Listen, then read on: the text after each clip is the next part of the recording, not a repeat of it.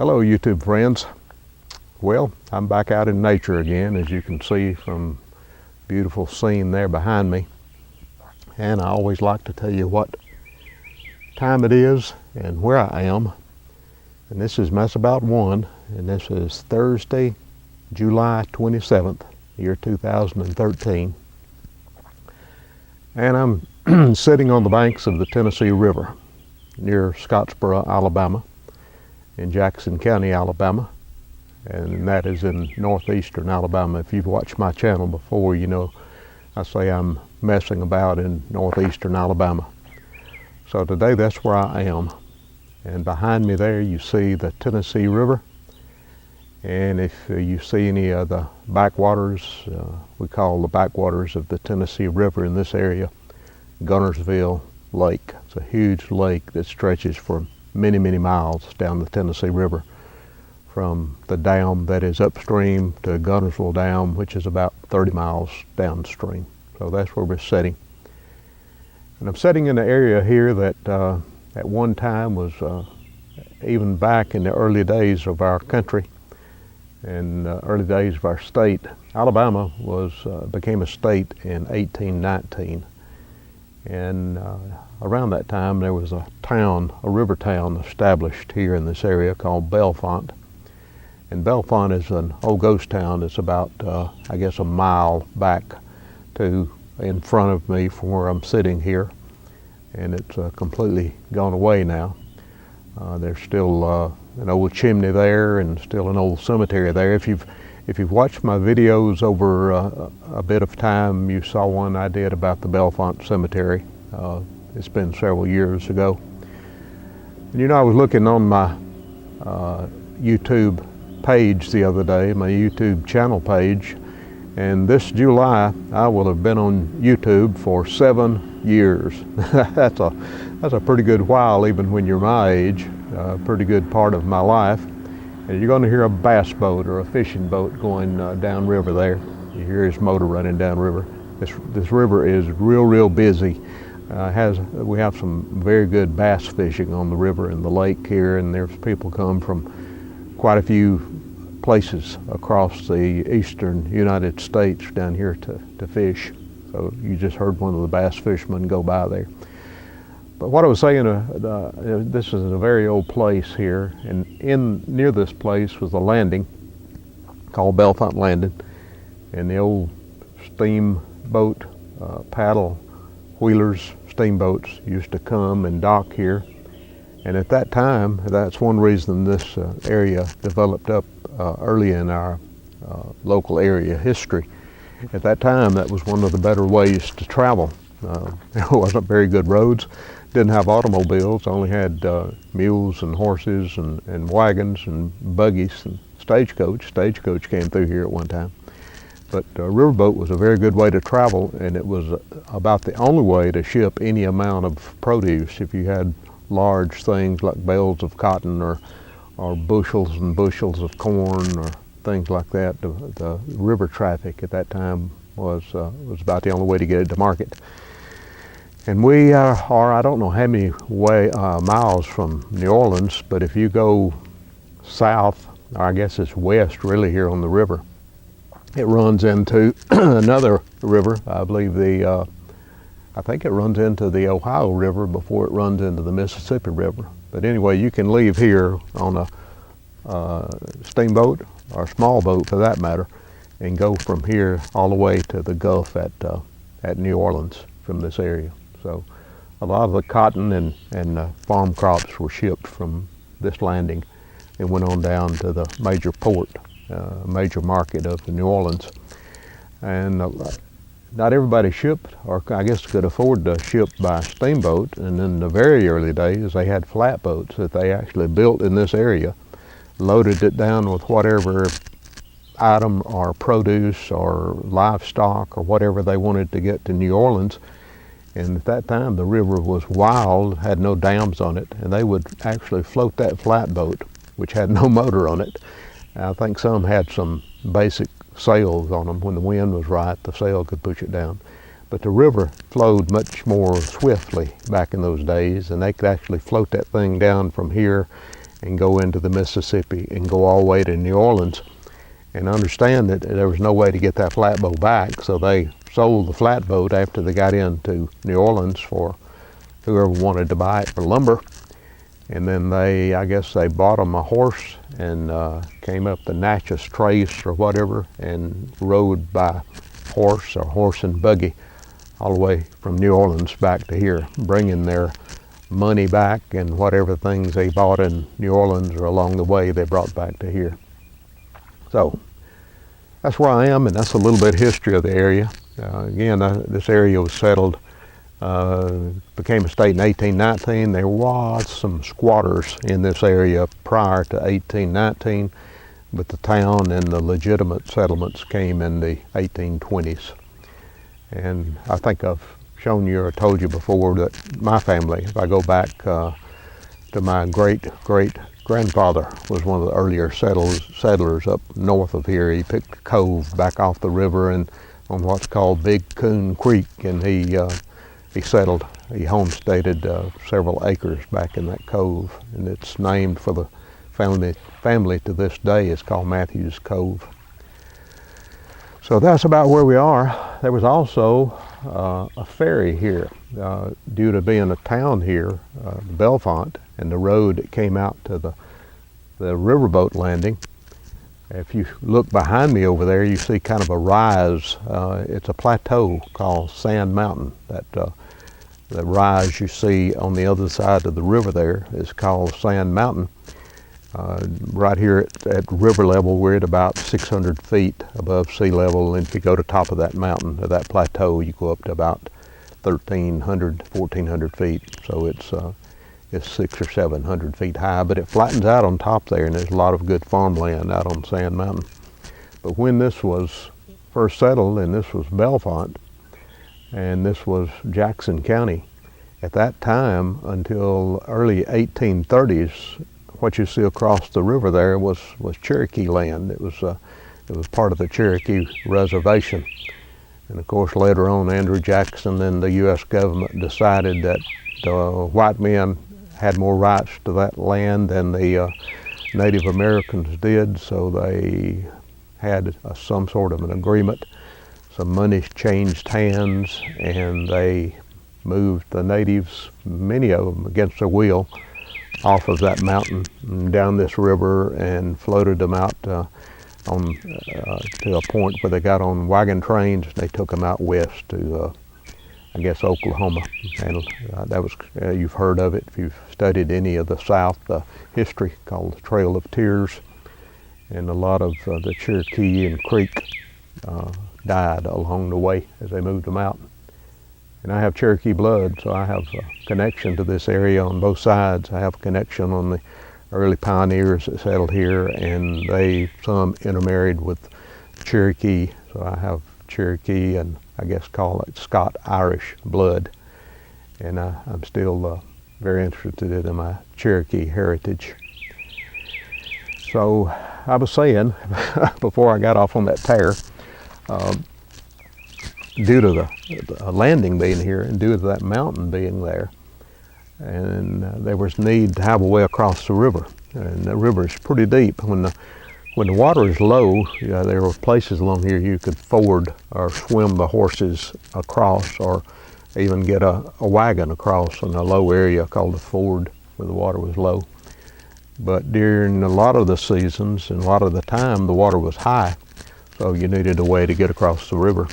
And many of the Cherokees were pretty good businessmen, and they set up, since they had rights and knew the river and knew about boats or canoes, many of them set up ferries, early ferries along the river.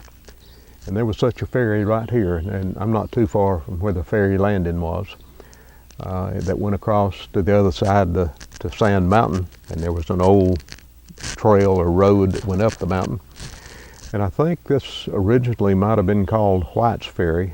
Let me correct that. It was called Ross's Ferry. And Ross was known to be at least part Native American, I guess part Cherokee. Later on, the Sublette family moved into this area, and if you go over into Bellefonte Cemetery, you'll see some Sublettes that are buried there. and this was renamed and called Sublette Ferry. And I won't turn the camera because you couldn't see it anyway, but over to the area I'm pointing there was a landing on the Sand Mountain side, and it went up the mountain, and finally there was called a turnpike that tied this valley to the next valley over, which is Lookout Valley. This is the Tennessee Valley, or some people name it the Sequatchie Valley. And if you go across Sand Mountain to the far side, it's Lookout Valley and Lookout Mountain. But anyway, there was a road that went over there and tied back into other parts of the area, over into Georgia and other parts of Alabama. So this is a historic area, even during the Civil War. Our Civil War, our war between the states, as many Southerners like to call it, the War of Rebellion it's been called. Some people say there was nothing civil about it, so they call it the War between the states. Started in about 1860 and around about 1865, and Bellefonte was a thriving town at that time. One reason it's no longer a town, it was burned during the Civil War by the federal forces that came into this area. Of course, being in Alabama, we call this the heart of Dixie. We call it the Deep South. So Alabama was one of the Confederate states that tried to leave the Union. I guess did leave the Union for a while and fought against the northern part of the country. But anyway, this little town was burned by the federal troops that came in, and it was devastated. Another thing that might have killed this town, that railroads didn't come through this area of the country until around 1855. My date may be off some there. 1850s. A railroad was finally built through here, and it connected Charleston, South Carolina, with Memphis, I guess it was. Anyway, it came through. And due to this being lowland down close to the river, and the people of Bellefonte didn't want to give up their river traffic, their river trade, so they didn't want the railroad to come through this area. I think it was more because the ground was unsuited than the people not wanting it. But anyway, the railroad was built about 5 miles to the north of here, up on a little higher land. And that too added to the demise of the town of Bellefonte. Like I say, now it's a ghost town. The only thing is a ghost town and a ghost town cemetery there, and that's about it. One old chimney from a hotel or an inn or something is still standing there. I may have put a picture of that or talked about it before in some of my other videos. I can't remember. So a lot of history right here. And in my own history, I'm 68 years old on my birthday, and I was born about, I guess, 10 miles to the north of here. There's a mountain. This area, if you look at it on the map, or if you're familiar with northeastern Alabama, is the foothills of the Great Smoky Mountains, the Appalachian Mountains.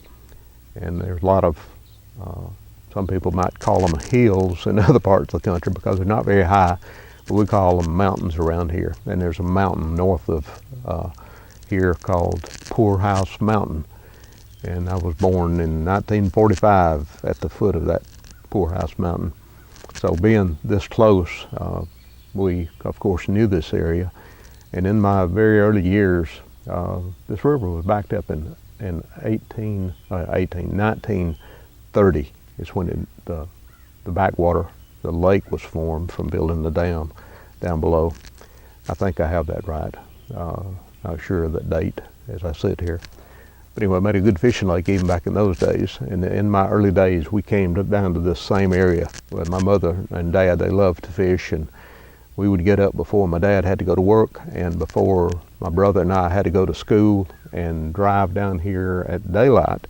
And we had an old wooden boat tied not a half mile below where I'm sitting here, and there was a cut through there that the river water kind of washed through into the backwater around an island. We called it the breakthrough. And then early in the morning, because of that current, there was bait fish in that area, and we'd come down there and catch black bass and striped bass and catch catfish, and just had a great time. So when I come back out here, it not only has historic dimensions for this area, but it has historic memories for me, since I was out here a lot as a boy. A lot of good memories in this area. And there's some bad memories here too. I made a video a while, I guess it was last year, might have been the year before. The time does get by, and I haven't been on YouTube much like I used to. But I made one about a tragedy that happened just within sight out there, if you want to go back and watch it. And it was a tragedy of a whole family drowning one night between here and the island up there that you see, but you can go back and watch that video if you want. It's very morbid and very sad, but there's a lot of history here. And as I sit here and look around, you can't tell it now. I picked up some little things out of I'm sitting about 10 feet from the water here, and it's a real gravelly area. It's kind of a little boat launch here off to my left. But anyway, I picked up a few little things out of the water while we were sitting here. And I guess you can see these things. It's a little shell. I suppose you're seeing that. And there's just hundreds, I guess thousands of these little periwinkle. We call them periwinkles. I don't know what the scientific name is. They got little mollusk in them, but they all over the place here. But this little shell reminded me. I'm not sure that's one of them because they go much bigger than this. But at one time there was just tens of thousands of mussels in the river. They're not clams, but they're river mussels.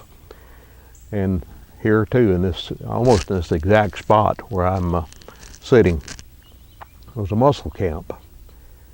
And local clammers or mussel fishermen rigged up boats, and they'd go out and float down the river, and they had big booms on their wooden homemade boats, but pretty good sized boats, and they would go out and they had big booms on the boats that had lines and like steel balls on the end, and they would let those things down and kind of drag along close to the bottom or on the bottom, and all those mussels in mussel beds down there would feel that weight come across them. They were laying there open, so they'd close up on it, and the fishermen would pull those things up and get them off of their lines and pile them up in the boat, and they'd fish and fish and fish. In this area right here where I'm sitting, there was a pile, and I can remember it from my early childhood days. There was a pile here that looked like a small mountain of those shells, and you could smell it for a mile away because mussels, like an oyster, has a lot of meat inside, and the meat was not what the fishermen were after. They were after the shells, and the reason they were after the shells, those shells some of them would get huge, big, a double shell that would open up. And they'd take those shells, and they had value. The shells were shipped out of here on barges and put on ships, and I think a lot of them taken to the Orient, to Japan or China, whatever. And they used them to make ornamental buttons and things. So when they polished up, they were real shiny and pearly and pink inside, and they'd take those things. But the mussel business finally, I think due to changes in the river and maybe some diseases that got into the mussels that decreased their population, there's very little mussel trade here anymore. But one time that was a big deal here, and some people made considerable money off of going out and fishing for mussels and shipping them out. And that reminds me, again, when I tell that, usually when I'm talking on camera like this, I don't know when to end. So you folks that have watched me know I'll sit here and ramble for a long time. So if you just watch me for the first time, you may want to go ahead and go away because I talk for a long time. But when I tell one story, it reminds me of another story. And like I said, my family's been here for, what is it now, going on toward 200 years.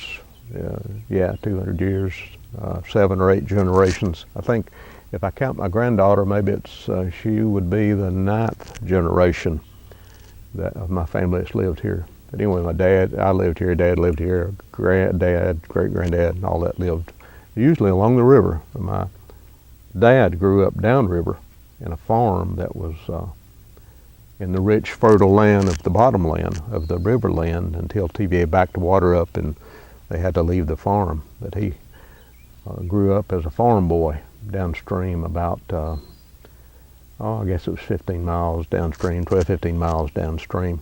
But anyway, the mussel shell reminds me of a story about him. And that leads into something else that I'll mention.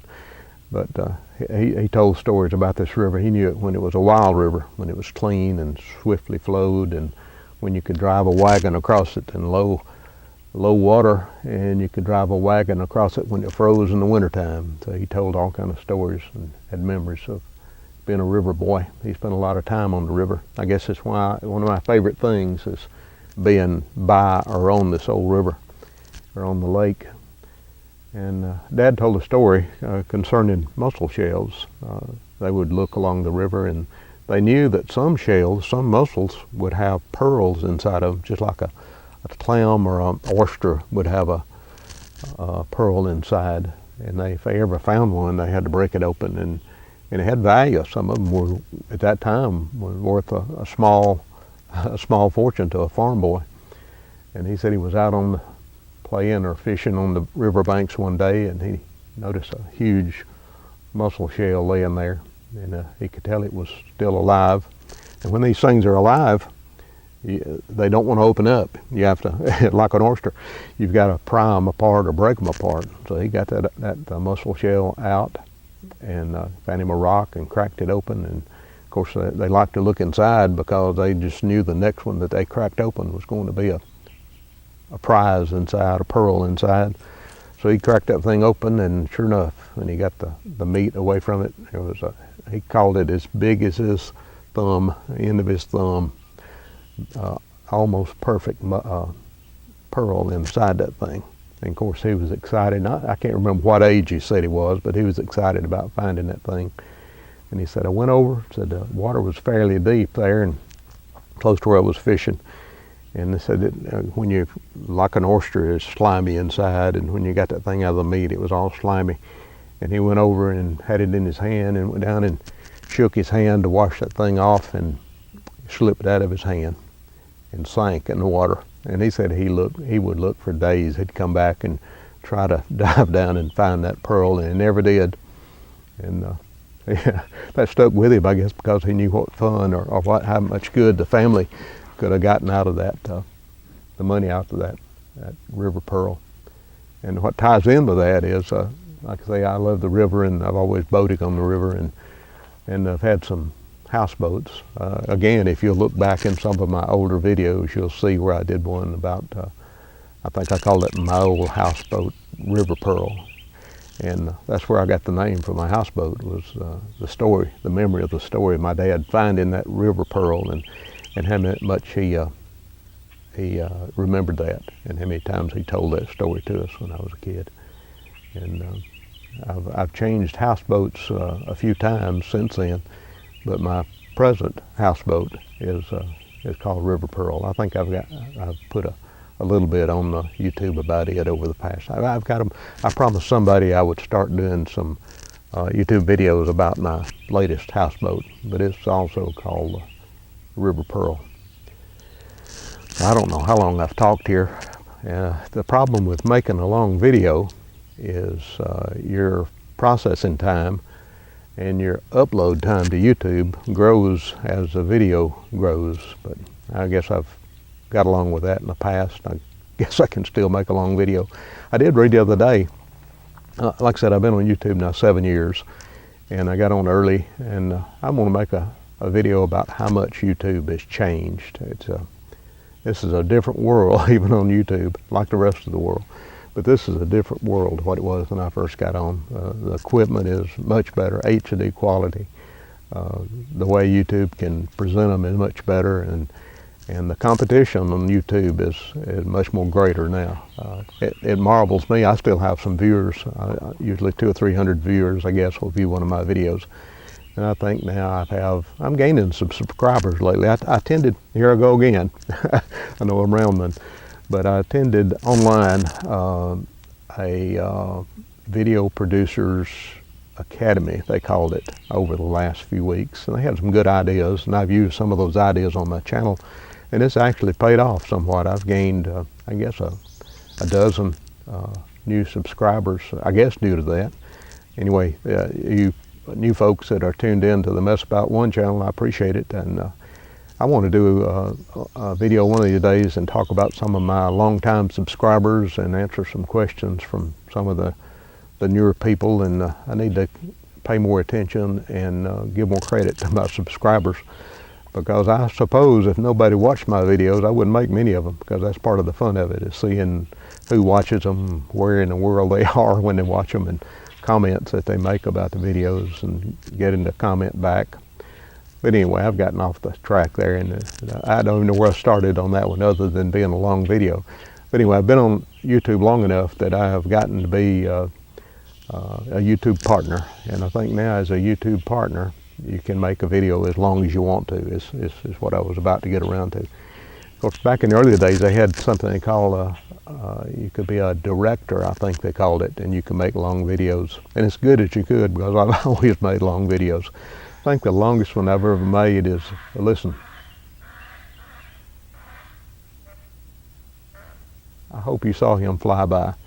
That is one of my favorite birds ever, and you heard him squawking there. Those things are almost like a, what do you call them, pterodactyl to me when they squawk. That's a great blue heron, and they're just highly populated here on the river, and then the areas around the river. And I believe the camera was good enough. If you look real close, you saw him fly by. And I know if the audio is still working on the camera here, you heard him squawk. But there I go again.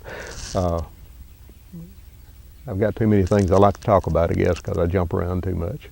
Anyway, I can make a long video now, but it's a lot more trouble to upload the things and to edit them and render them, they call it, to make them ready to go on YouTube. And this one will take a while.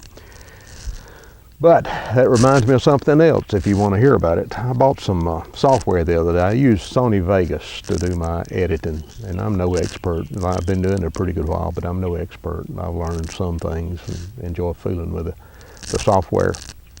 I bought some the other day that I haven't got to try out yet, and it's called Camtasia. And what Camtasia does is let you do tutorials, and I've done some tutorials in the past, and I don't know how good they were, but people seem to enjoy them. But it lets you make a high-quality HD video of what you're doing on your computer screen. And this new one will also let you integrate PowerPoint into it. You can do PowerPoint presentations. You can bring videos into it. So that's something else I've got to do one of these days, is kind of get around and do some things with Camtasia. But glad to be here on the river. Glad you could join me on this, not a beautiful day. Like I said, it's Thursday, July 27th. It's in the 90s, and it's very humid here. And what I had to do when I got the camera out of the air-conditioned old Toyota truck sitting over here to my right, the lens and screen just fogged over, and I had to sit here and let it get to the same temperature so the fog would get off from all the high humidity would get off the lens. But I'm going to call that it today, and I know this is long enough, and I sure do thank you for watching. My YouTube friends are some of my favorite people, and I just can't believe some of the good comments and good friends I've made here on YouTube. And you folks mean a lot to me, and you've told me that I mean a lot to you, so that works good both ways. This is Mess About One, messing about in northeastern Alabama, sitting by the Tennessee River and Gunnersville Lake, and watching the old blue herons go by, and I'll talk to you a bit later. Bye-bye.